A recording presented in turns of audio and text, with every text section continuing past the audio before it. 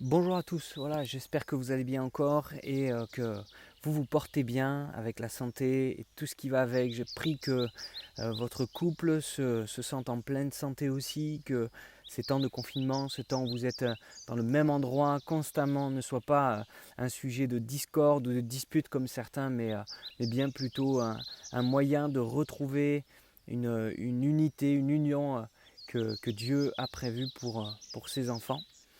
Je prie aussi que vos enfants à vous, que votre famille tout entière se porte bien et que vous arriviez à passer du temps tous ensemble, du temps joyeux, du temps de convivialité, du temps de retrouvailles, du temps de jeu, mais aussi du temps devant le Seigneur, afin que vous puissiez être renouvelés dans vos forces, qu'elles soient physiques mais surtout spirituelles, et que ce que peut-être vous n'avez jamais eu l'occasion de faire et de vivre puisse enfin se manifester et se développer dans votre foyer, dans votre maison.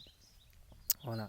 Simplement, je suis en pleine nature, j'ai profité d'être en balade, de pouvoir marcher pour me retrouver un petit peu aussi avec le Seigneur et bien pour me mettre à part. Je suis sur un tronc d'arbre, un gros tronc d'arbre en plein champ et même s'il y avait une voiture qui passait, elle serait au loin, on ne la verrait pas et on ne l'entendrait pas beaucoup. Voilà, pour être au calme dans la nature. Alors j'espère que ce moment de nature vous donnera aussi de pouvoir recevoir ce que j'aimerais vous partager maintenant. Je vais lire dans la parole de Dieu, dans le livre des Actes, au chapitre 5 et au verset 1. Il est écrit: Un homme nommé Ananias, avec Saphira sa femme, vendit une propriété et retint une partie du prix, sa femme le sachant. Puis il apporta le reste et le déposa aux pieds des apôtres.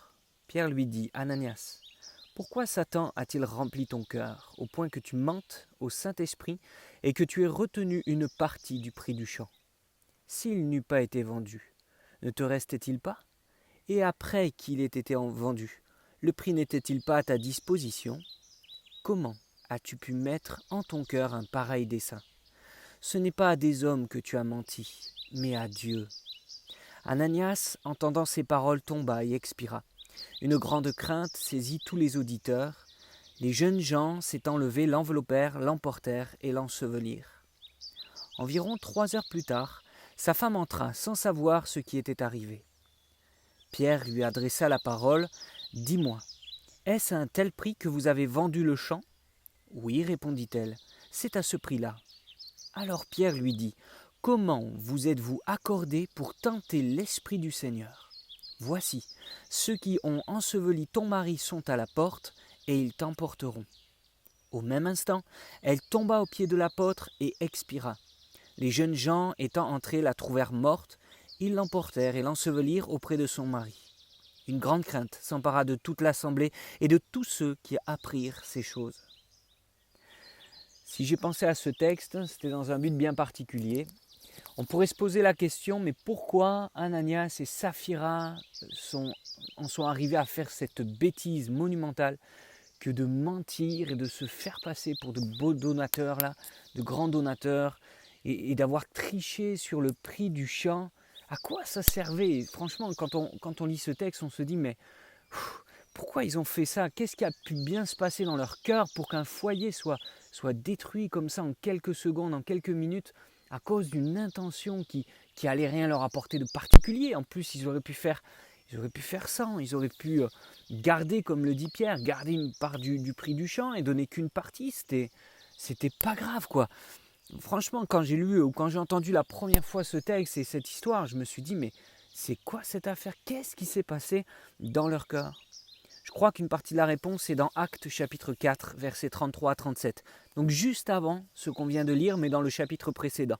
Ce qui pourrait tromper certains si on lit chapitre par chapitre et qu'on commence juste avec celui-ci. Donc on revient à 4, 33, 37 dans Actes. Les apôtres rendaient avec beaucoup de force témoignage de la résurrection du Seigneur Jésus. Et une grande grâce reposait sur eux tous, car il n'y avait parmi eux aucun indigent. Tous ceux qui possédaient des champs ou des maisons les vendaient, apportaient le prix de ce qu'ils avaient vendu et le déposaient aux pieds des apôtres, et l'on faisait des distributions à chacun selon ce qu'il en avait besoin. Joseph, surnommé par les apôtres Barnabas, ce qui signifie fils d'exhortation, Lévite, originaire de Chypre, vendit un champ qu'il possédait, apporta l'argent et le déposa aux pieds des apôtres. Donc en fait, ce texte précède l'histoire d'Ananias et de Saphira. On voit que c'était quelque chose qui commençait à se faire de plus en plus. Et il y avait une grâce dans l'Église, quelque chose de merveilleux, une solidarité qui faisait que certains ont eu à cœur de vendre leur champ dont ils n'avaient pas forcément besoin immédiatement.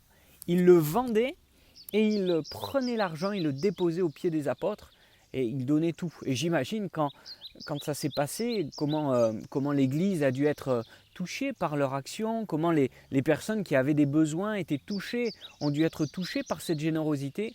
Comment peut-être ça a servi de témoignage à d'autres pour encourager à ne pas s'attacher aux choses de la terre, mais à accepter de perdre des choses pour soutenir ceux qui en avaient besoin.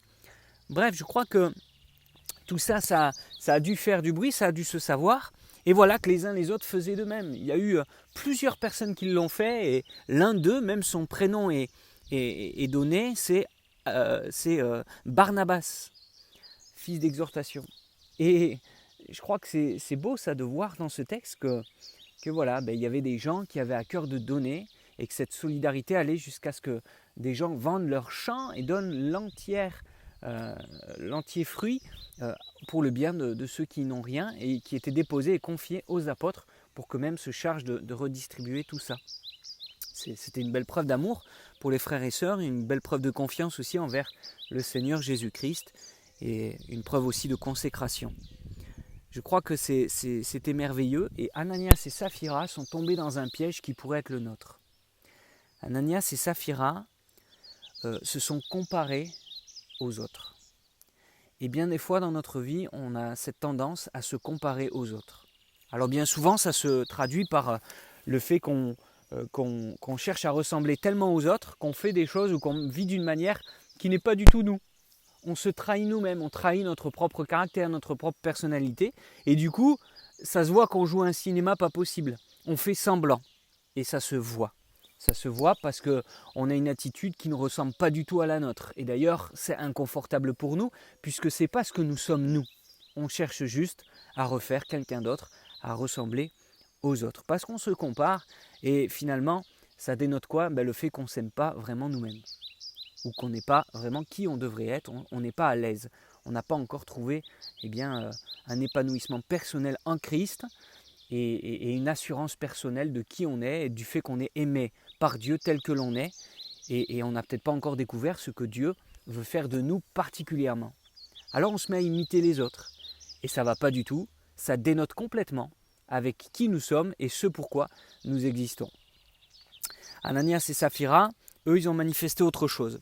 Ils ont dit, tiens, il y a une générosité, nous aussi on va faire, mais on ne va pas faire tout à fait comme eux, on va garder une partie, sauf qu'on ne dit rien. Hein. Et ils en sont même venus à mentir. Des fois, pour se comparer aux autres ou pour faire semblant d'être comme les autres, on ment, on raconte des histoires, on raconte des choses qui n'ont rien à voir. Vous savez, quand quelqu'un il dit, moi je sais faire un saut qui fait 2,50 m, et nous, tellement on est jaloux et tellement on se sent mal et on veut être comme les autres, on dit moi aussi j'ai fait un saut de 2,50 m et peut-être même 3 mètres.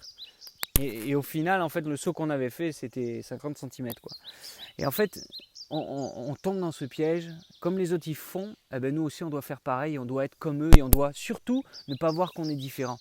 Et moi je crois qu'ils auraient dû effectivement vendre ce champ, donner une partie comme ils avaient prévu, mais pas pour ces raisons-là. Ils auraient dû dire « Waouh, c'est inspirant ce que Barnabas a fait, ce que les autres frères et sœurs ont fait. C'est tellement inspirant, on va faire pareil. » Sauf que, voilà, nous, on va faire une partie et puis après tout, c'est déjà bien. Y a quelqu'un qui dit ceci, 1 vaut mieux que 0.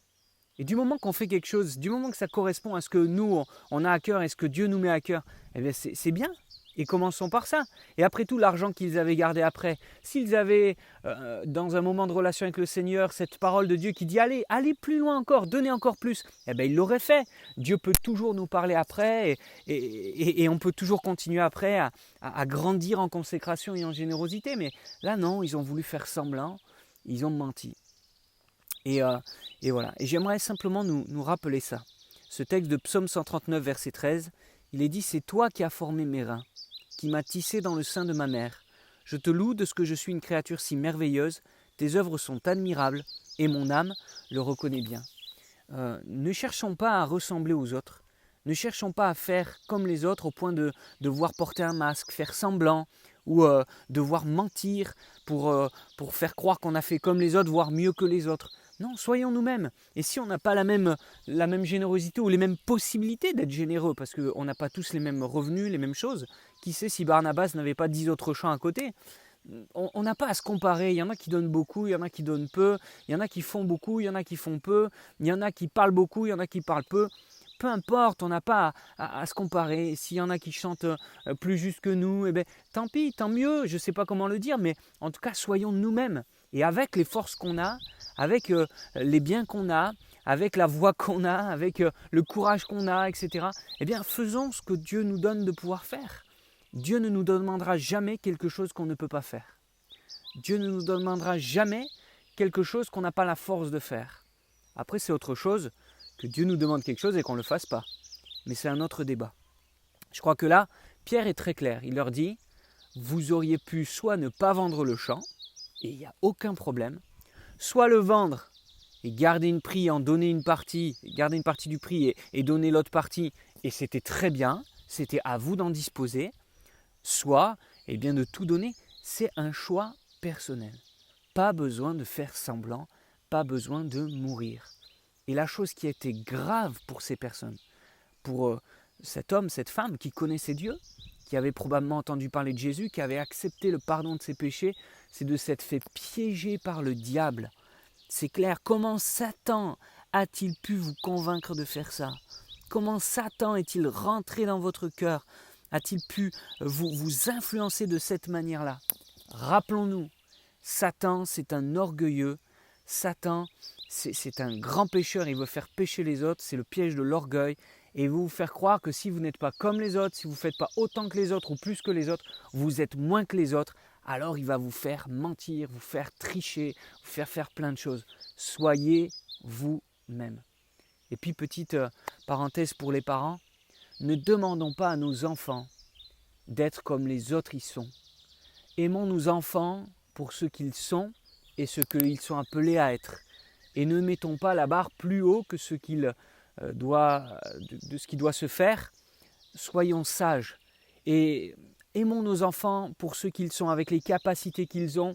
Et on sera surpris le jour où vraiment ils auront trouvé quelque chose, ou quelque chose va vraiment les toucher, où Dieu aura travaillé leur cœur, où ils auront découvert cette paix intérieure, cette jouissance personnelle de la communion avec Dieu. Toutes ces choses-là, si on arrive à leur donner goût à ça, eh bien, il se passera des belles choses. Et même si ce n'est pas autant que l'autre à côté, même s'ils ne deviennent pas des graines de stars, même s'ils ne deviennent pas la voix, même s'ils ne deviennent pas des ouvriers extraordinaires, des PDG ou quoi que ce soit, c'est des enfants bénis et Dieu les aime comme ils sont. Et nous aussi, ils méritent qu'on les aime comme ils sont. Et c'est Dieu qui conduit les choses. Qu'on puisse inspirer nos enfants, comme Barnabas a pu inspirer ses frères et sœurs, ces autres personnes de l'Église. Soyons des gens qui inspirent par qui nous sommes, montrons l'exemple, aimons Dieu, servons Dieu, prions Dieu, lisons la parole, racontons ce que nous lisons, racontons ce que nous vivons personnellement dans les voies de Dieu avec le Seigneur, dans notre intimité avec lui, et forcément ça marquera les cœurs. Et après, on ne pourra pas leur imposer la foi, on ne pourra pas leur imposer de se convertir. Mais tout au moins, on aura donné le témoignage qu'il faudra pour qu'un jour ils s'en souviennent et qu'ils puissent crier à leur tour à Dieu pour qu'il les pardonne de leurs péchés, qu'il les sauve et qu'il fasse d'eux les hommes et les femmes qu'il a prévu qu'ils soient. Simple exhortation, il y a un danger à se comparer aux autres. Aimons-nous les uns les autres tels que nous sommes.